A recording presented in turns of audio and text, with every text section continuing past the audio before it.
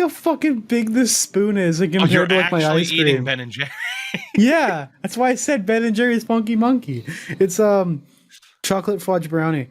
Look how fucking big this spoon is in comparison to like my actual ice cream. It's like a normal. It's just spoon. like the fucking only it a does look like a normal spoonful. spoon. What kind of spoons do you usually use? Yeah, it's a normal spoon. That looks like a normal spoon. Look how big it is compared to the fucking ice cream, though. It's a fucking spoon. It's a bit. What kind of spoons do you normally use? I use the smaller ones. I have smaller spoons I usually use. Yeah, Okay. for once, I am the big spoon. For once. A big spoon, big mouth. Yeah. I may need those cock rings. Welcome, everybody, to the Ben and Jerry's podcast. We are back again to talk about all of our favorite flavors. Sin, what's your favorite flavor? Nah, keep it simple, like cookie dough or something.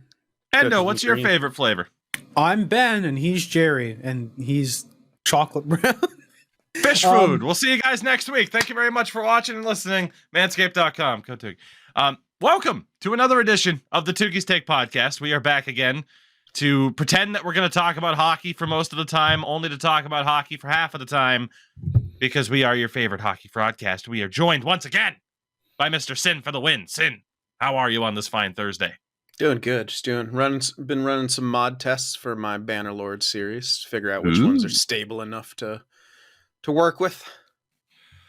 You know, I struggle with like the world of mods because I'm like, what's gonna break things? It's like I went to play Played Up with Terrio, and he's like, okay, download these 13 mods, and I'm like, I don't know what I'm doing. Help. Oh, if it's on Steam, it's easy as hell. It is easy. I'm just like, do I really? Dude, I love mods. Like the modders and the what they can add to games is just phenomenal. Oh man, I can just imagine the fuck. I keep saying it, but the NHL modding scene would be absolutely insane. Mm-hmm. You'd have the KHL, dude. You'd have SPHL, all that shit. You could have like the fucking $5 like a night paying league in the. Every player could be the Macho Man, Randy Savage, Dragon. Oh my god! Oh yeah! I just want his voice for my fucking emotes. Oh my god! Just smash someone. Cup of coffee in the big time. Cup of coffee in the morning. Just going through. You get ran over. Dig it. Yeah. Snap into a Slim Jim. Ultimate Warrior. I'm about to hit someone. We're calling for you. Hulk Hogan. Yeah, brother. 18-inch pipe. That's what we call a hard R, brother. Someone's like makes a big save. That's the wall, brother. That's the wall, brother. Player intro is Hulk Hogan with the spray paint on the side of the truck, and it just goes. Eh. Like the jumbotron screens him just fucking drawing the logo. Oh my god. Oh god. Oh man, that's if they do like the oh man. Now I'm thinking if they add virtual boards in the game, people just modding the fuck out of it. Like I can see people running eShow leagues off of like custom servers. Dude, the amount of work that would happen, that'd be insane. Man, EA doesn't know what they're missing. I think they know what they're missing. I think they're gonna do something. Who knows? Who knows? I hope. I don't. You don't. But huh? I don't know. You don't know. I'm still laughing about Skyrim Macho Man Randy Savage. Yeah. The fucking flame. Oh my god. Oh my god. All your Dragonborn shouts are now Macho Man Randy Savage quotes. Oh my god. I think the favorite thing about it is not knowing about the mod scene. So to make a reference that Tougie and I will understand and simply like, what the fuck? There's a YouTube show called Game Grumps. And one of the first times they were playing Skyrim was like they're going to play through. And then they forgot to turn off the mods. So the first experience of the game launches up and you just see fucking, I think, was it Thomas the Train Engine it they booted up into? I can't remember, but it was something ridiculous. No, it was Macho Man Dragons. And just imagine the intro scene, but just Macho Man. It's like sold on that game forever. Instead of the roar, you hear, "Oh yeah!" It's like, what was that? It just goes through. Oh, God. It's beautiful. It's beautiful. Well, hey, where do we go from here? Where do we go from here? Why not mention, as always, that this podcast is brought to you not only by Skyrim Mods and Ben & Jerry's, but by our fine friends at Manscaped.com, where you can go to Manscaped.com and use the promo code Tougie for 20% off your order and free shipping. Again, Manscaped.com, the peak, the best, the pinnacle of men's grooming. And what better time, boys? The weather's heating up. We're recording a little bit late today because I had to take the dog for a walk down by the waterfront. It's nice weather. Damn it. I'm going to say, I think they're going to take a shit. I'm like, Jesus. Like, I mean, hey. You took a shit, you're winded after, just, oh boy. It's like me after fucking buffet. Oh boy. Well, hey. Anyway. Manscaped.com. Use code Tougie for all of your grooming needs. Head to toe, they got you covered. Again, they launched the Beard Hedger Pro Kit this year. Sin approved, of course. Especially that comb. Gentlemen, with that, let's get to some viewer questions. And I mean, we were mentioning Macho Man Randy Savage, so perfect time for our opening question from Bouncy McBoink Boink. Congratulations, you've made it to the WWE as a pro wrestler. Excuse me, as a WWE performer. You'd be a sports entertainer. Thank you. What's your ring name, your gimmick, and who are your tag partners? Well, first and foremost, I mean, it says tag partners can be current or former. We would be a trio. Yeah. We would have to be. I mean, unless someone's already, keeping their eyes on the spotlight, gonna break up the group before we even get started. Ridiculous. I don't have an answer to this. Fuck you. I'm gonna go join fucking Otis and fucking Mace and Maximum Male Models. Fuck that. So to reset this question, back in the mid-90s, their best way when they were at their lowest from a creative standpoint, their best way to appeal to people was to have wrestlers who had real jobs. So there was Spark Plug Bob Holly, who was essentially a race car driver. There was Duke the Dumpster Drosy. Can you imagine what he was? Thick. Yeah. So he was thick. So if you had to have a real job, but also be a wrestler. Oh, I know, real job. Oh, terrible. It's the worst thing I've ever heard of. Unless you have another idea. The funny thing is, though, for Sin, I don't know if you've ever watched the WWE playthroughs we've done on stream in the past 2 years, but in that game, they have local talent who are jobbers, who are the people designed in the game to always lose. And there is a character named Broderick, who is a dead ringer for you, as it is. With the beard and the long hair. It's fucking amazing. Sin's already made it. This question's for Endo and I, clearly. Anyway, Sin, your idea. Yeah. I'm torn on it, but yeah, I'd be the squatting Slav. And my gimmick would be, like I'd always squat and nowhere, on the turnbuckle, that's part of my finishing move. Get up there, you squat before I lay a big old elbow or leg drop. After you pinfall, you squat next to the corpse. Your entrance, I just get to the middle of the Titantron and then squat in a full-on Adidas tracksuit. And you're just, it's just like the Russian music. No? Not a fan of fucking Russian good old traditional, like Ukrainian music. Think of Gogol Bordello. Tetris music. Yeah, what? Tetris music. No. Traditional Slavic music. Close enough. No, sir. Close enough. So I would be, oh God, the expert What's another? If I were to change the words to not be Master Chief, because that way Sin and I can both teabag our opponents after winning. Yours is a squat. Mine's just the outright Halo teabag. Oh my god. You're Sergeant Lipton. There you go. Yeah, sure. Let's go with that. Oh man, I'm trying to think of mine. God. Oh, Well, so think of another character, and then we can be the toxic online community. That can be our stable name. Oh man. So I'm just New Jack? Because like wasn't he just like racist for at one point? Like just completely racist. Yeah. Yeah. Oh, you could just be an Ishal player. Oh boy. And then that way we have the teabagging trio taking the wrestling world by storm. I'm Joe NHL.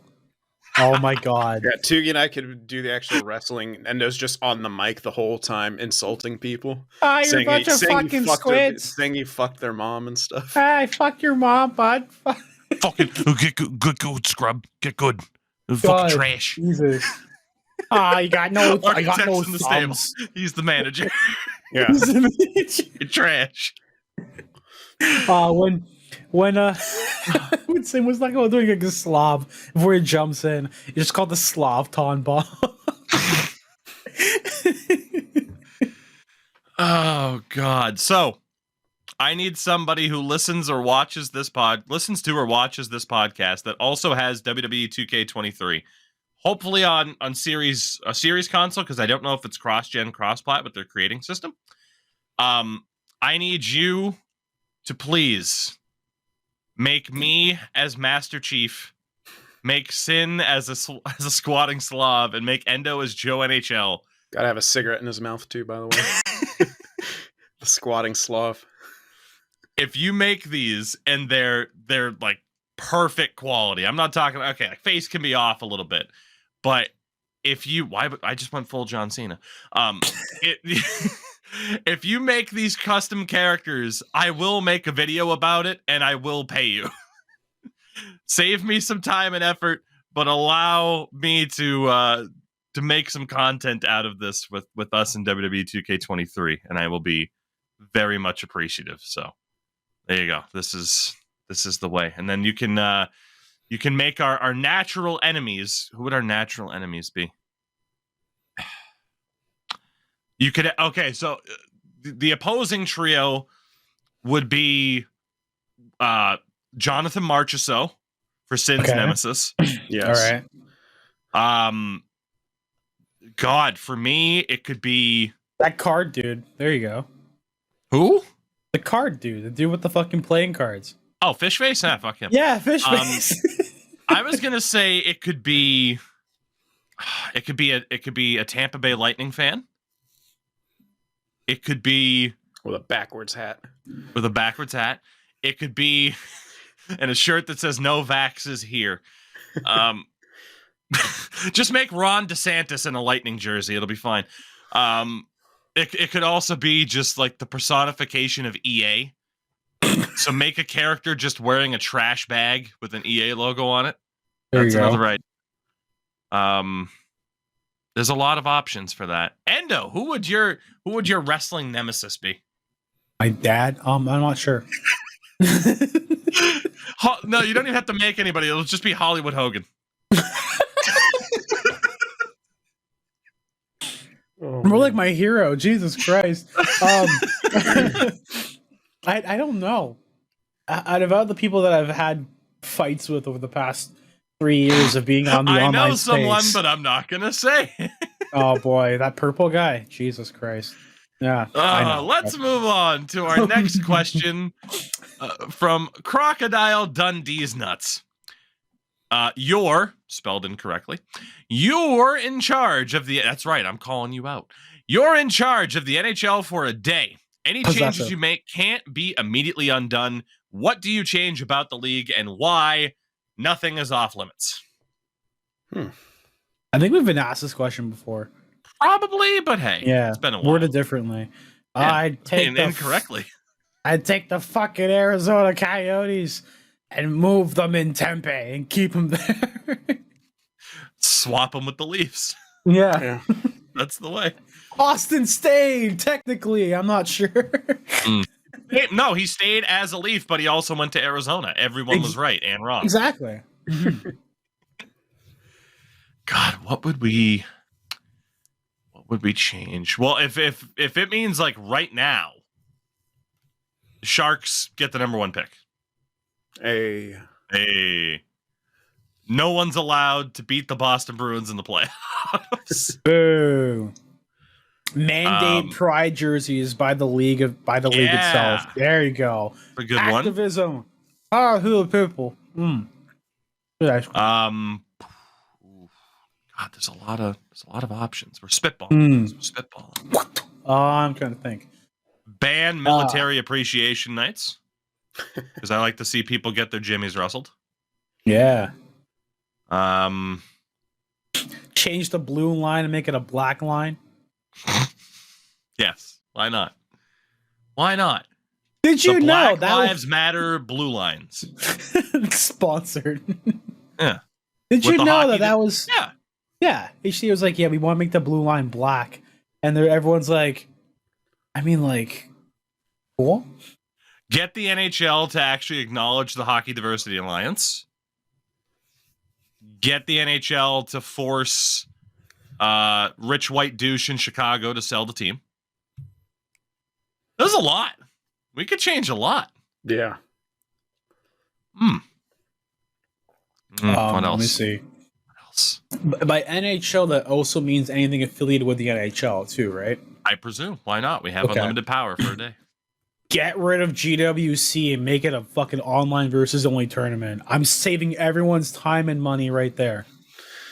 Make GWC a sixes tournament. Yeah. Oh shit! 1v1 is 1v1 is trash.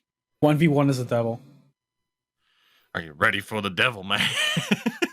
God, I was all thinking about rule changes and stuff like that. Me too.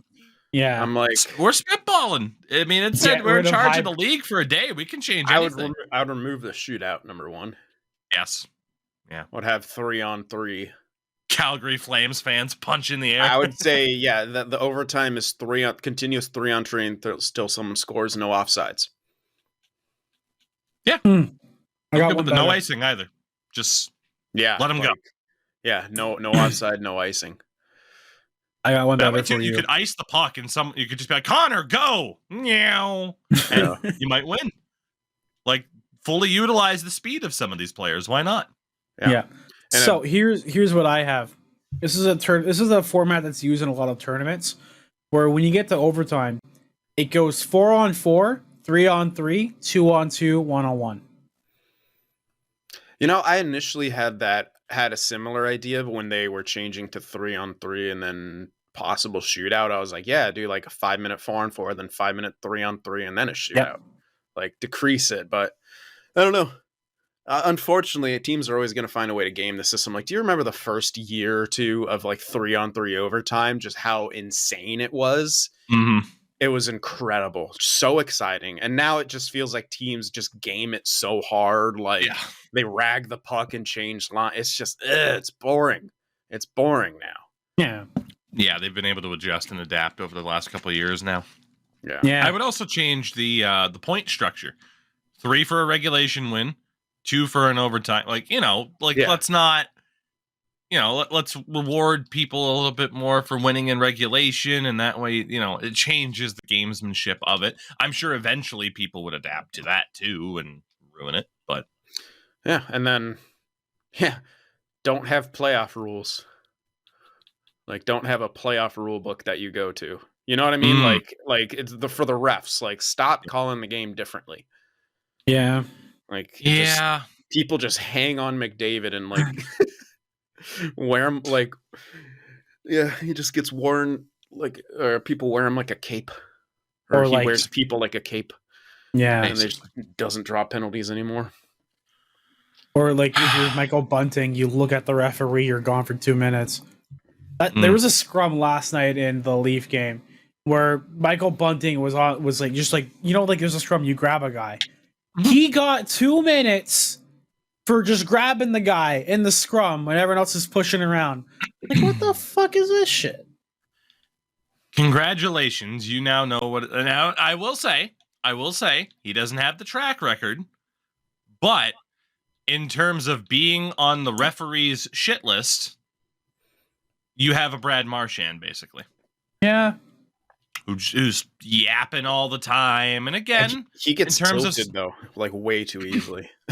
he's me, so basically. tilted. Fuck. Except he makes a lot of money and is in shape and has good hair. Anyway. You can change that, you know. Yeah, but that requires work, and I'm a Twitch streamer, and I don't like work, clearly. That's why you're a Twitch streamer. Exactly. That's why I edit for you. It all makes sense. It makes sense. I'm like, wait, I can change that. And in my head, I'm like, I'll be out of a job. Fuck. Never mind. Say the exact same way. Be more lazy. Give me all the work.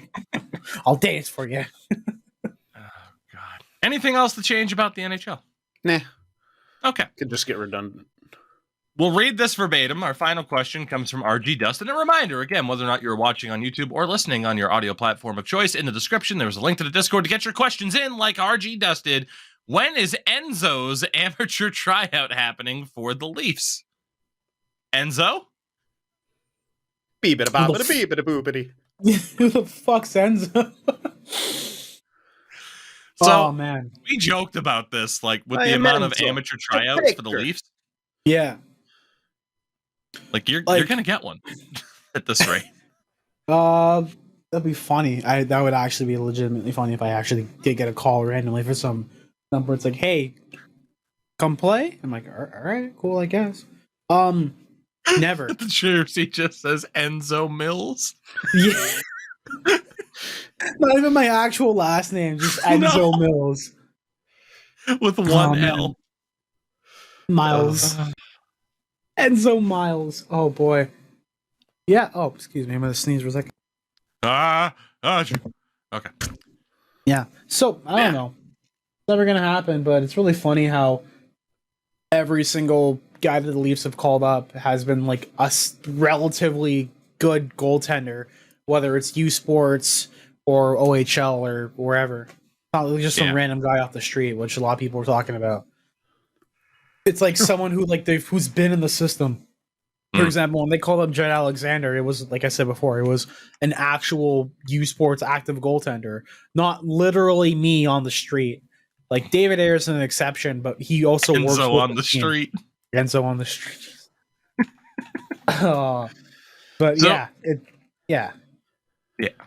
There was a second half to that question, but we will get to it in a little bit. We have a couple of things to talk about, actually, hockey-wise, so we might as well get to it. And we'll start off with what is the biggest news story of the day, and that is confirmation that the Chicago hockey team will see Jonathan Toews play his last game for the club tonight. In terms of retirement, it's unconfirmed. Pierre LeBrun mentioned that the plan is for him to take some time after the season to see how he feels.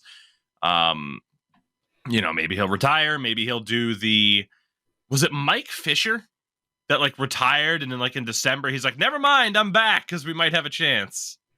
Was it Mike Fisher that did that for It was Mike Fisher, yeah. Okay, fair enough. That was a weird thing to remember. My headcanon is that he got tired of Carrie Underwood singing country songs to him in the house. He's like, I gotta go. I gotta get out of here. I just can't do this. So, won't speak for you guys. My reaction to this is good. Get out. Bye. John, don't let the door hit you in the ass on the way out. Because unfortunately, you ruined your legacy for a lot of people. There will be a lot of people that continue to celebrate him, no problem, especially in Chicago. And look, I get it. Just in the words that I chose of ruined your own legacy, that means he had a fantastic legacy to ruin in the eyes of some people. And he did. He's a future Hockey Hall of Famer.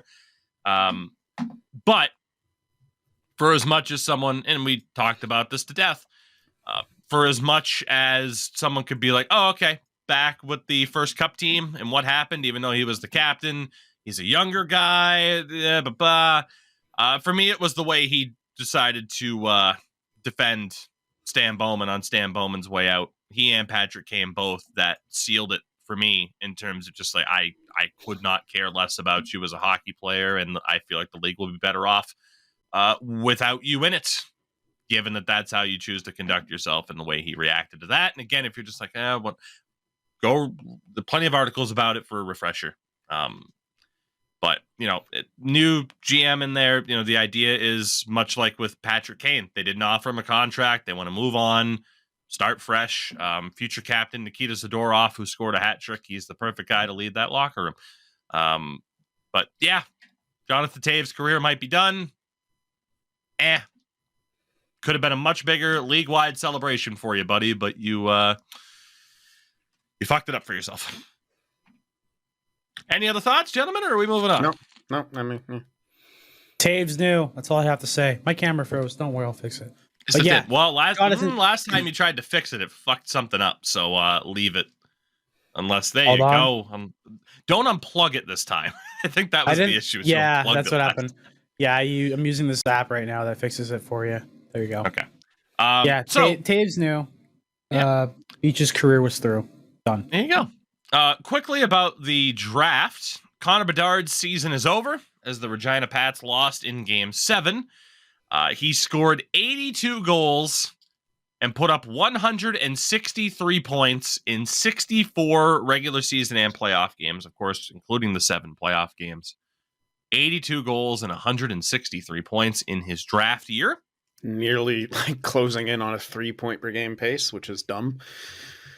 It's absurd. Absolutely absurd. Yeah. And there is news on the consensus second overall pick. Adam Fantilli, in an article on NHL.com, he has not confirmed whether or not he plans to return to Michigan for his sophomore season next year. So that might be a decision that's made based off of, who drafts him and the conversations there. And maybe not all that surprising. I mean, someone like Logan Cooley last year going 3rd overall, he went back to college this year, might be with the Coyotes next year. What's interesting here, though, as we head into the final, day or two of the season now, are the lottery odds.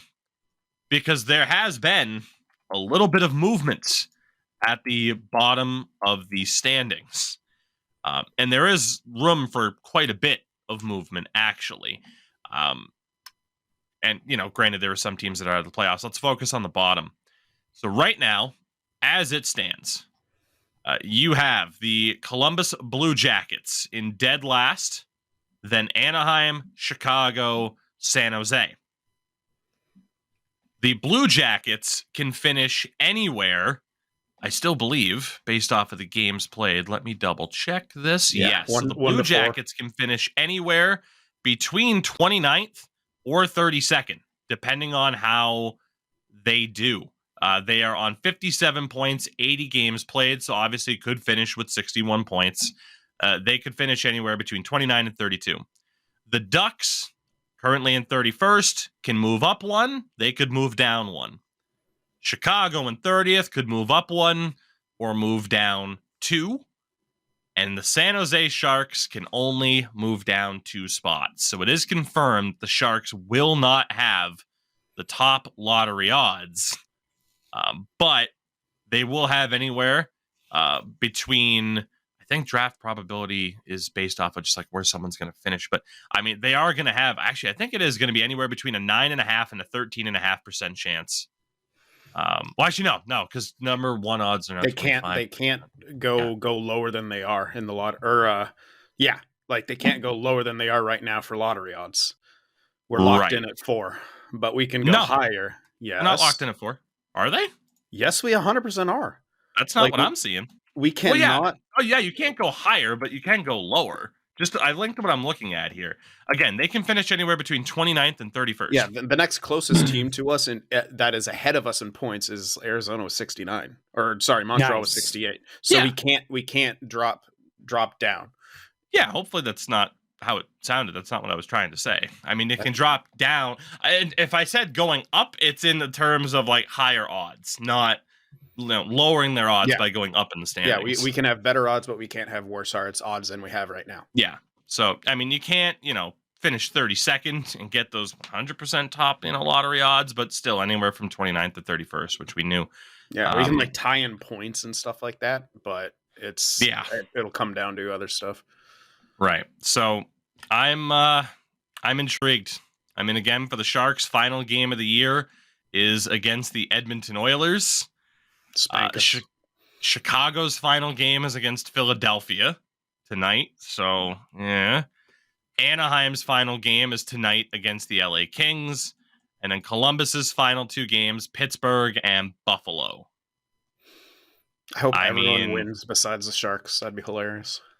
I was going to say, like, there's no guaranteed losses for anybody except for probably the Sharks. The Sharks are the only team taking on a playoff team. So, yeah.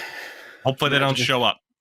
That Sharks game is tonight against Edmonton. So, we shall see. But fingers crossed. Next episode, which, again, we might not get to record next week for the start of the playoffs. But, next episode, we will know, obviously, for sure, what those playoff matchups are, and of course what the lottery results end up looking like. And then in terms of the playoffs, we can kind of talk about it. The other big story, a 16-year playoff streak has ended for the Pittsburgh Penguins. They failed to make the playoffs for the first time since 2005, 2006. I think Endo was about 3 years old. In 2005, 2006? I was like 8. My dad left. Like, what the fuck, man? Like, what the hell? This is the first time that we will not see Sidney Crosby or Alex Ovechkin in the playoffs for the first time since that season. That's weird. It's very weird. That 05-06 season was Crosby's rookie year. This is the first time ever that Evgeny Malkin and Chris Letang have missed the playoffs. That's absurd. Yeah. And coincidentally, it's the first season where Crosby and Malkin have both played over 80 games in a season. So go figure. They finally are able to kind of stay healthy. No crazy, incidents or anything like that. But it didn't help them. It's the first time since the Capitals became a thing back in the mid-'70s that all 3 of the Caps, Penguins, and Flyers have missed the playoffs. So the Metro Division's just dead in terms of the typical powerhouses. The big question for the Penguins, what happens? Because everyone called out the management of that team. What are you doing? Was the question surrounding that club all season long with, especially Ron Hextall at GM.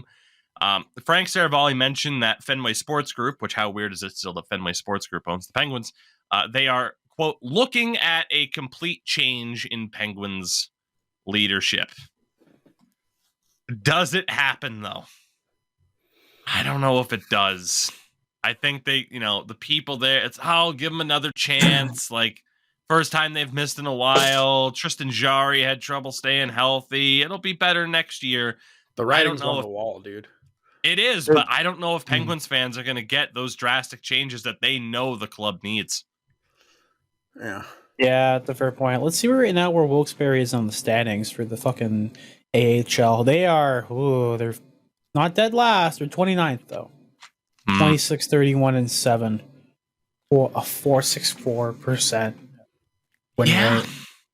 215 goals against entirely for the entire year. That's a lot. That's a lot of goals against. Mm-hmm. That is, actually, that's not even that bad. Like, where are they? They're 16th in the league for most goals against. So just bad production on the offensive end, which is story. Yeah, they had the second least goals for. There you go. San Diego had 178, and Wilkes-Barre had 187. Don't even get me started about their farm team, the ECHL, because their team is fucking terrible as well. So let's stop there. I won't, because it doesn't matter. Yeah, exactly. But yeah, I mean, again, kind of like Sin said, the writing's on the wall. Penguins fans know it. Like, they need change, but I just don't know if they'll get it, because how often... Okay, Fenway Sports Group also owns Liverpool in the Premier League. Every Liverpool fan has been screaming from the rooftops for the last 2 to 3 seasons, hey, we need a little bit more focus here, a little bit more of a improved direction to keep this team on track. And essentially, it was, we're not going to bring in help last year or this year, at least not that much, because heading into the 2023-24 season, we're bringing in this gem of a player. 2 days ago, I think we're out on this run for the gem of the player. So what the fuck have you been, what is the past couple years? I could easily see the Penguins falling into that. The Red Sox have kind of done the same thing. Well, we're not going to pay Mookie Betts, so we'll trade him. Well, we're not going to pay Xander Bogaerts, so we'll move on. It's just kind of becoming a thing where, for whatever I genuinely, it just feels like Fenway Sports Group as an ownership. It's just, we've established the name brand or bought the name brand. It practically sells itself. We don't really need to make the investment because we're winning anyway. And hey, maybe we can cash out soon. So I'd be kind of upset if I'm a Penguins fan because everything surrounding Fenway Sports Group, it's a whole bunch of unhappiness for the teams that they own. So we'll see. But I wouldn't be banking on that team doing all right. At the end of the day, 3 cups in the Crosby era so far. Haven't missed the playoffs since the fucking, not the last lockout, the one before that. So you're not going to get too much sympathy from people, and I would expect Penguins fans to not expect that. Also, in the Metro, the New York Islanders are in. But why did they trade for Bo Horvat? They're not even in a wild card spot. Why would you do such a thing? Yeah, it worked out pretty well, though, didn't it?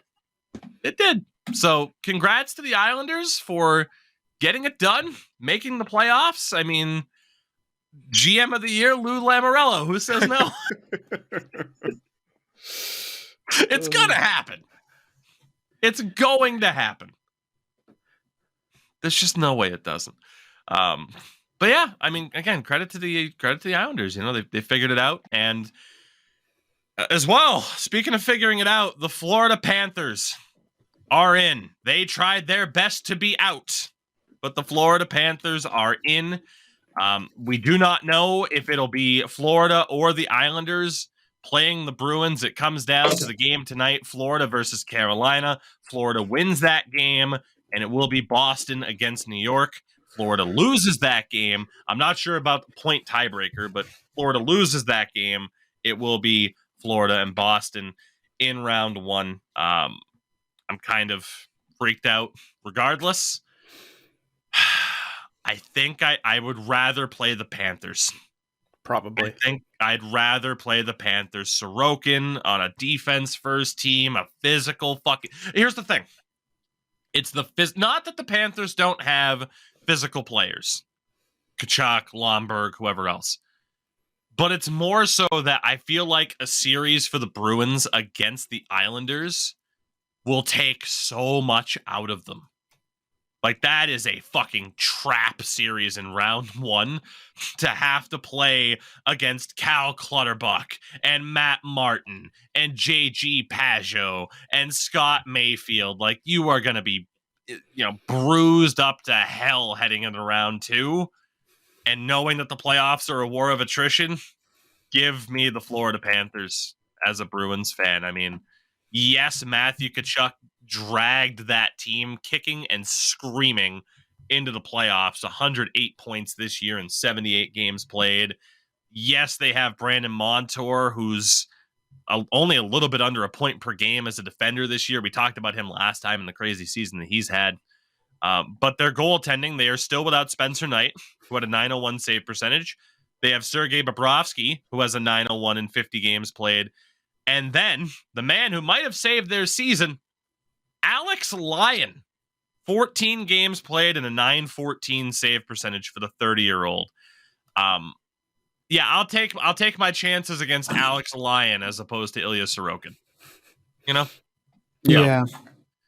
And we'll talk about Calgary in a minute, but good for the Florida Panthers. At least round 1 of the Tkachuk trade, they won it because they made the playoffs. In the Western Conference, they tried so hard, but in the end, it didn't even matter. The Nashville Predators out of the playoffs for the first time since 2014. We'll talk about Calgary in a minute, but they fall short as the Winnipeg Jets, despite trying their best to be out, are going to be in the postseason.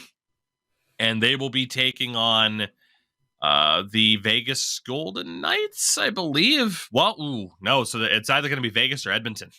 If Vegas loses their next game, but Edmonton equals them on points, Edmonton wins the Pacific Division and the top record in the conference. Colorado might technically still be alive for that too. So good for the Jets.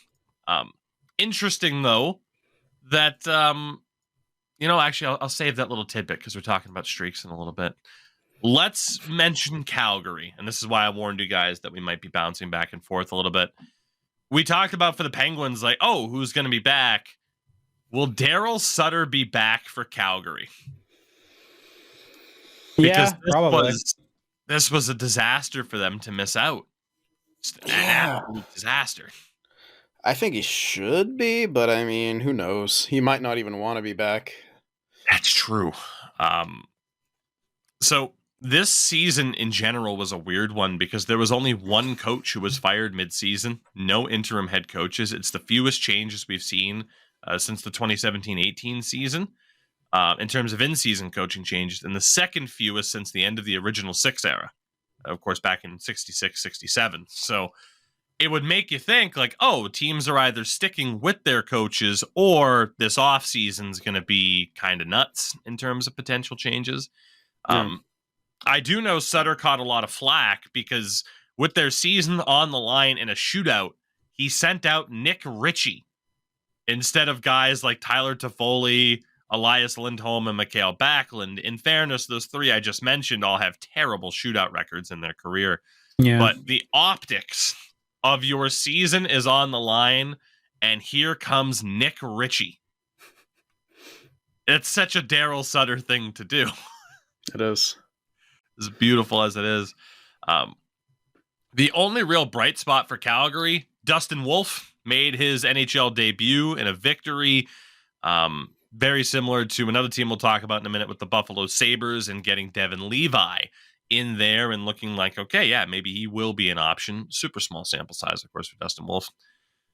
The biggest thing to represent Calgary's failure of a season, Jonathan Huberdeau's numbers. He now holds the record for 70 games played in the season or more. So it's not like, oh, well, this guy only played 2 games this year. Jonathan Huberdeau now holds the record for the largest point drop-off between seasons with 60. Ow. 115 points as a Panther last year, 55 in his first season in Calgary. Yikes. That's bad. They signed him too, didn't they? Oh, yeah. They sure did. I gave him the any guesses of what that extension is? $9 million.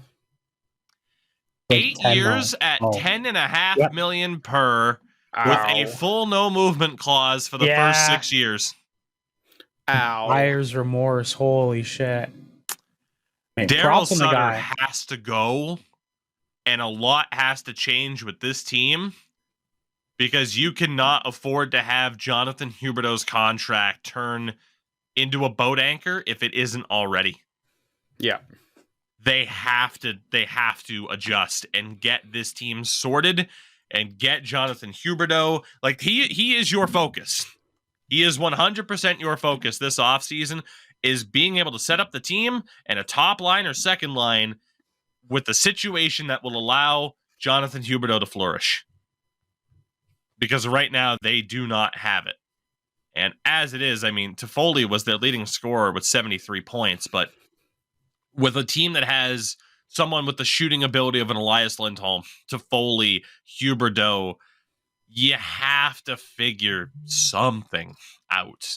They simply have to. So this is a huge offseason for the Calgary Flames. And like I said, I mean, that Tkachuk trade, like I said, Matthew Tkachuk's listed on the Panthers' second line right now. I don't know if that's where he's been all season, but with Eetu Luotz-Terainen and Anton Lundell, who have a combined 76 points, and Tkachuk has 108 with 40 goals.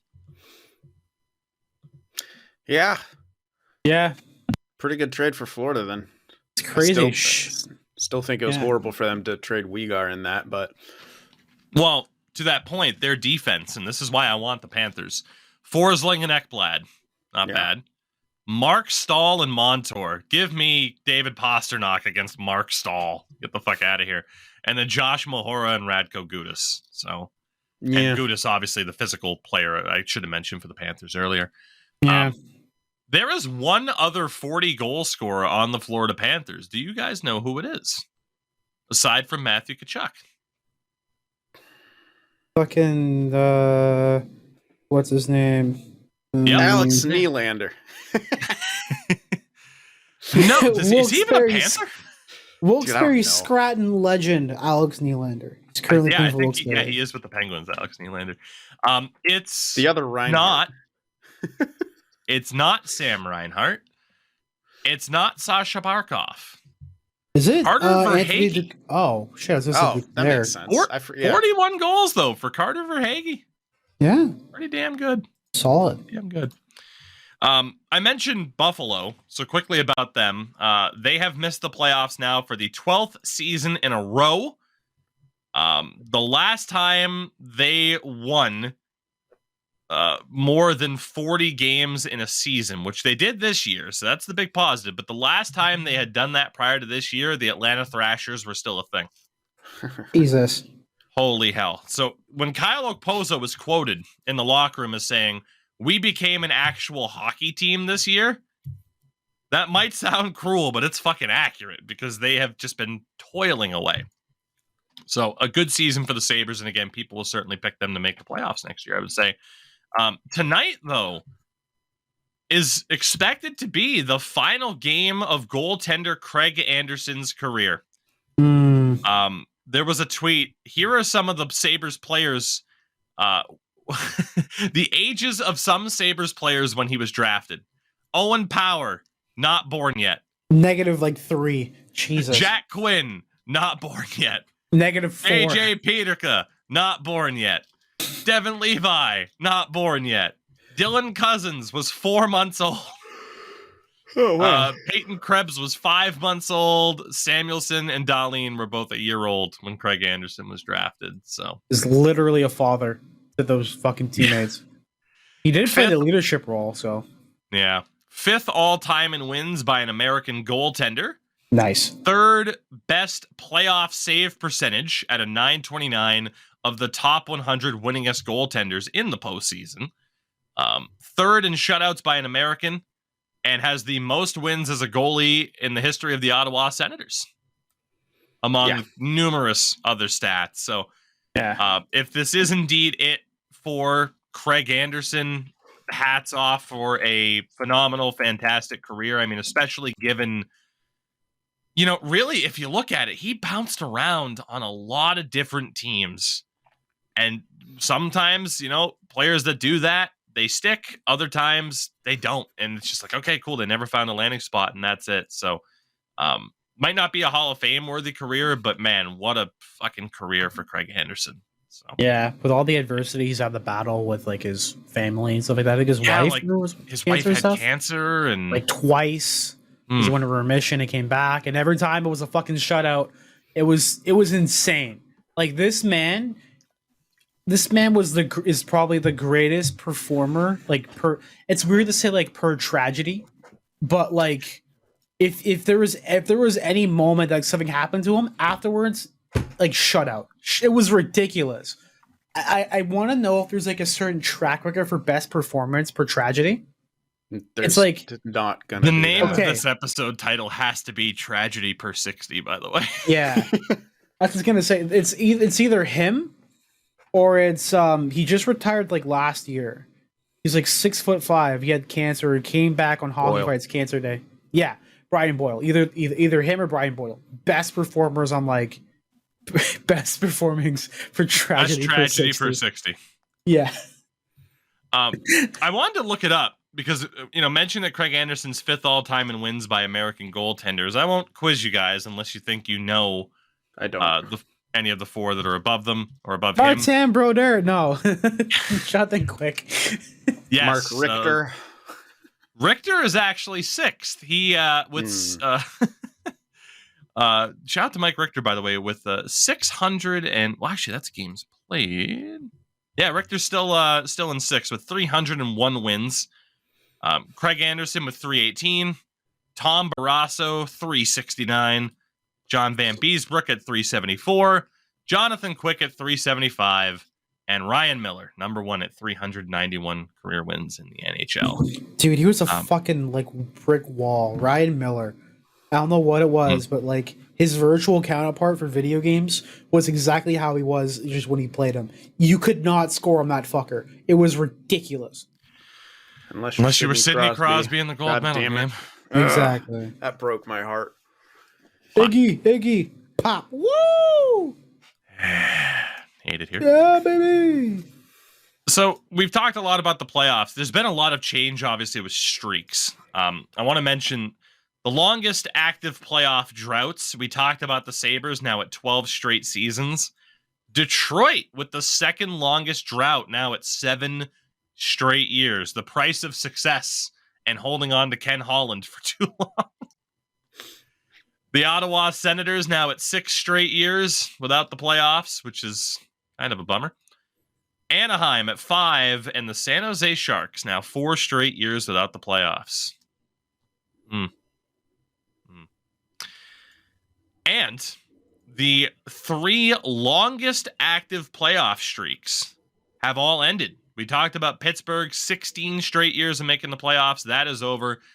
And then you had Washington and Nashville, both at 8 straight years of making the playoffs. Those streaks are both over, meaning the 2 teams that are now tied at 7 straight years of making the playoffs at the longest active playoff postseason streaks, the Boston Bruins and the Toronto Maple Leafs. Yeah, love it. I love being here.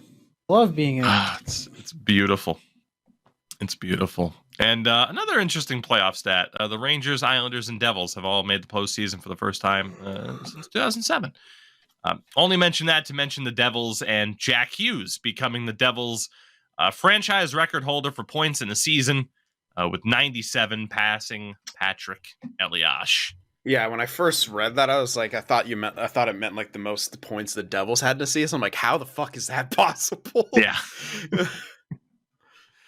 But yeah, Jack Hughes, 21 years old, and already sets the franchise record. And again, the reason why if someone struggles in their first year, 21 points in 61 games, that you don't immediately discount them. So remember that. But yeah, Jack Hughes is insane this year. And only a couple of the things to mention in terms of stats, really quickly to wind things down. I want to know where you guys stand on this, and you might just troll me, but that's okay. The Boston Bruins now have the NHL record for most points in a season with 133, passing the 76-77 Canadiens record of 132. They won, by the way, 14 of their last 15 games to get the record, including resting players like David Krejci. The debate's already there. And obviously, there will be the conversation of recency bias, so on and so forth. Is the Boston Bruins team from this year the greatest regular season team of all time? Yes. Yeah. I gotta be honest, I say so too. And I get people are like, oh, but the difference in overtime structures, the league differences. Yeah, there was like 5 teams in 76. No, I'm just kidding. But still. Like, yeah. What do you mean? Like, how is that? Like, God damn it! Leave it up to Habs fans to try to nitpick everything. Yeah. So, yes, they're the best regular season team in history because they have not only the most wins, but now they have the most points. They still have another game to get 2 more points and another win. Mm-hmm. I hope they do it just to fucking further shove it down people's throats. Yes, they are. I'm sorry, but if a team does that. Yes, they're the best. That's the definition of the best regular season team in history, is it not? The Bruins play Montreal tonight as well to end their season. Please fucking smash them. Pump their brakes. Pump their brakes. Dude, just pump the fuck out of them. That's what I meant to say. My bad. I'm sorry. I'm tired. Pump them, no brakes. Pump them, no brakes. Yeah, honestly. Fuck train ain't got no brakes. Oh man, yeah. So look, I hope you guys get fucking 10 goals on them. I'll say this. Call up another ATL goalie. I think Bussy's backing up. Brandon Bussy is expected. Like, he got called up. I don't know if he's projected to be the goaltender tonight. Give me 1 second. You know what? If he's not, put him in within the last minute of the game when you're up. Yeah. Can you imagine? Yeah. Oh, Chris Weidman will be furious. Good. I hope Chris Weidman cries himself takes another fucking Uber and cries. All right, I believe Swayman's in tonight, but LOL, Jeremy Swayman's in tonight. Seriously though, still dominate them and then put him in the last minute. Reminder too as well. They only lost 12 games all season, Bruins. Yeah, so I was going to talk about all of these records and everything like that, and I'll mention that in a second. I wanted Brandon Bussy to start tonight because that means he would have started an ECHL, an AHL, and an NHL game in the same year, which would have been awesome. So Boston this year, 64-12-5 with 1 game to go. Montreal finished at 68-12. Here is the thing. The Boston Bruins of this year are the best regular season of all time. A regular season team of all time. That 76-77 Habs team is still the greatest team of all time. Unless the Bruins win the Cup this year. That Habs team, by the way, when they won the Stanley Cup in a sweep over the Bruins, you only had to go through 3 rounds, quarter, semi, and cup final. So I still consider that 76-77 Habs team to be the greatest of all time, with fucking Guy Lafleur, Steve Shutt, Larry Robinson, Ken Dryden in goal, for fuck's sake. That is, to this day, still the best team of all time. Regular season-wise, though, there is that difference, right? Like, the 07 New England Patriots are the best regular season team of all time. If you want to say they're not the best team of all time because they didn't win the Super Bowl and that still belongs to the 72 Dolphins, whatever, I would disagree given the game's difference. But yeah, for now, Bruins' best regular season team of all time. We'll see what happens in the playoffs because there's a difference. That's why we have the playoffs. But yeah, if this Bruins team wins the Cup, and that's a huge fucking if because I've already told you guys how nervous I am about it, they go down as the best team in history. If there's one thing I also love about this whole conversation with Montreal being like, oh, we're the best team ever. It's funny because the NHL rated their top 10 greatest NHL teams, and they were third to the 1991-92 Pittsburgh Penguins and the 1984-85 Edmonton Oilers. So when your actual NHL says, you know what, hey, you may think you're the greatest, but these 2 other teams are actually better than you. It's just French egos like just stroking each other off, like, we were the best. Like the whole thing is like, how do you get a fucking Canadians fan to change a light bulb? No, they just talk about how good it was. Erik Karlsson, pride of Ottawa, Canada, became just the 6th defenseman in NHL history to reach the 100-point mark. He's winning the Norris this year. Yeah, conversation. Yeah. Congrats to Erik Karlsson. Another Swede, Elias Pettersson, reached 100 points on a garbage Canucks team. That's an accomplishment. Figured I'd mention it. There you go, Canucks fans. That's your medal for the year. Pettersson's great. He's still not re-signed though, so have fun. Oh my god, he isn't. Oh, dude. He's gonna get the fucking bag, or he's gonna get the fuck out. Stress. Yeah. His deal is up after next year. He is an RFA, but yeah, still. We talked about them approaching it. Both Joe Pavelski and Claude Giroux have passed 1,000 points in their careers. It's fantastic. And we had to mention him. Shout out to Miro Heiskanen for setting the record most points by a defender in Stars history, passing Sergei Zubov. So congrats to Miro Heiskanen. Underrated indeed. And gentlemen, with that, the regular season for us on this show is over. The next time we talk on this show, we'll be talking playoffs. Let's go. I'm Let's excited. Go. Let's go. The problem is we can't really do a preview because there's still way too much in the air right now. To this day, the only series set, I believe, is still Toronto and Tampa.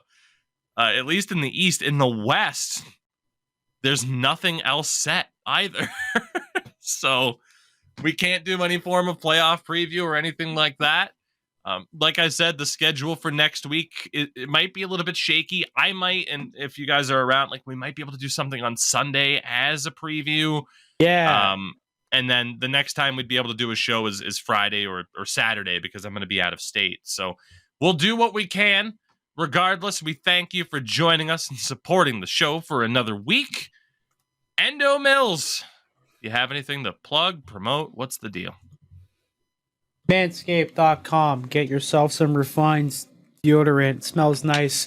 It is actually spherical. Look at this. It is actually spherical. Look at that. That is a sphere. That is a dome on top of it of a cylinder, which is a sphere. Okay, it's like 1/4 of a sphere. That's a sphere. Manscaped.com. I might stream sometimes. I played the new X Defiant closed beta. It's pretty good. I mean, it's just kind of like every hero shooter. I would say it's kind of like Overwatch, but like tactical in the sense of like you basically play as different classes based on previous Ubisoft IPs. So you have one class that's based off of Far Cry, one class based off of Ghost Recon, another one based off of Splinter Cell. And I think the fourth one was can't remember the fourth one. I was going to say, where's Assassin's Creed at? I think it's Assassin's Creed, and then there's a fifth one that's locked right now. That's based off of what is it? The hacking one. Fuck, I can't remember what it's called. The hacking game. Yeah, Watch Dogs. And it's like DedSec. That one's locked right now for the test, but it's fun. I'm an assassin with blades. I have guns. I got a computer. it's supposed to give you their certain abilities as you play around. So like just like you can just use a regular gun and like thing, but you have an extra ability and an ult, and it's basically Siege meets Overwatch, and it's pretty good. I was just playing it on stream for like an hour. It literally just shut off my brain. I was like, yeah, this is kind of fun, I guess. Yeah. Zen. Same old? Yeah, man. Did you end up starting a Mountain Blade series?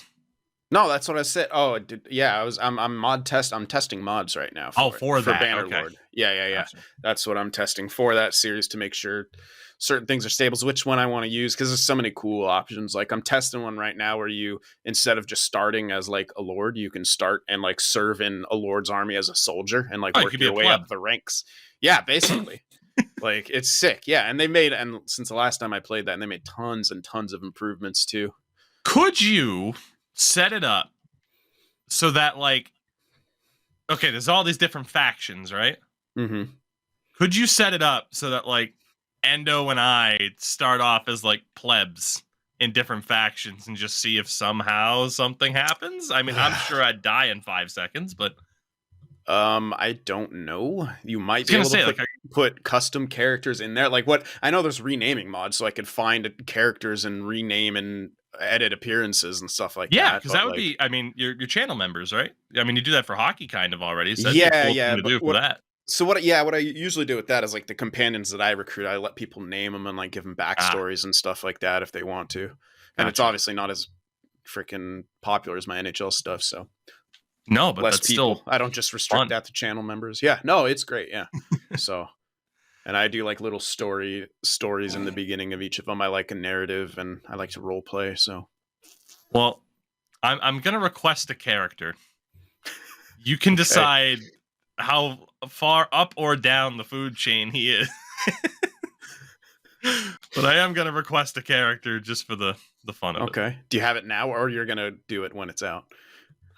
When you're closer to being ready, because I don't know. Right. It's like, okay, what the hell would I even like? How in depth do I go? Or it's like, just rename that pleb with the big chin. Yeah, no, like go all out. Like just go all out. Have fun, make it goofy. Who cares? I adjust the narrative, and it's always good to have levity in any sort of. That's how I write all my like campaigns for Warhammer stuff. You always got to have a little bit of levity, no matter how grim dark the setting is. And how fucked up the events are. Levity is great. He's losing. I'm excited. And people, they can. It'll be sick. All I can think of, it's like, okay, you know how you have the name and then like their title? Tougie, Yeah. the woke liberal cuck. Oh my Spending god. most of his time on the internet getting called a fucking loser. There's a lot of potential here, you know? There's potential. Anyway, in the meantime, I'm playing a shitload of baseball on twitch.tv/Tougie24, including this Saturday, 2 days away. I don't know how the hell this happened. We are running a charity stream, everybody. And we are once again raising money for my friends at the Trans Empowerment Project. We're going to be playing some baseball, maybe even get a home run derby or two in there, Endo. Who's to say? We'll see what the plans are. I'm pogging, boy. But we're going to be raising money for a great cause on Saturday. I'll have more time-specific types of setups here because I'm not sure, again, if I'm going to be able to do like the afternoon stream and then the night stream to kind of get everybody involved. We'll see how that works out. But yeah, all in all, I think it'll be fun and kind of a good way for me to, like I said, be able to stream and then take a break for a couple days, go see some family, and then come back and keep up with baseball. So with that, everybody, we will see you at some point next week. Happy playoffs for those of you that have a team that made it. And let's go Oilers. Yes.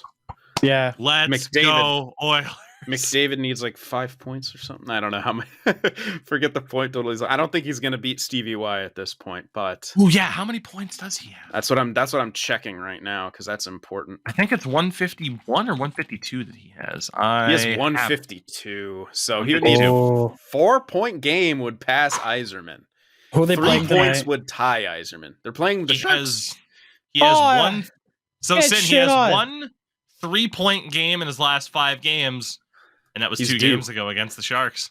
He's due. Oh, dude, I need him to have a 4-point night. That would be amazing. God damn! Can you Yeah, imagine I'm how many watching this game. times I can look at his game logs? Oh my god! 1, 2, 3, 4, 5, 6, 7, 8, 9, 10 games this year with 4 points or more. So it's Good time happening. for 11. God damn! Let's go, Connor. Let's go, Oilers. Okay, one thing real quick, just before we end it. I love how right now the Columbus Blue Jackets are playing right now. I just saw a Yeah. clip of them. There's like 5 people doing a rookie lap right now. It's fucking hilarious. It's so great. They did Have call up good a one. lot of guys. Yeah. I, Have a good night, everybody. I follow at NHL New Numbers, which is a great way to know when people get called up. And yeah, they're just like Michael Pietra, Stanislav Svozil, Samuel Nazgo, Tyler Angle, who's not related to Kurt. It's very disappointing. Rip. Um, And I love how like Nasher was like, "Hey, everyone's got like Eshel names." I'm like, "Buddy, your name's every name's an Eshel name." it's true. Yeah. Yeah. Have a good one. Bye, everybody.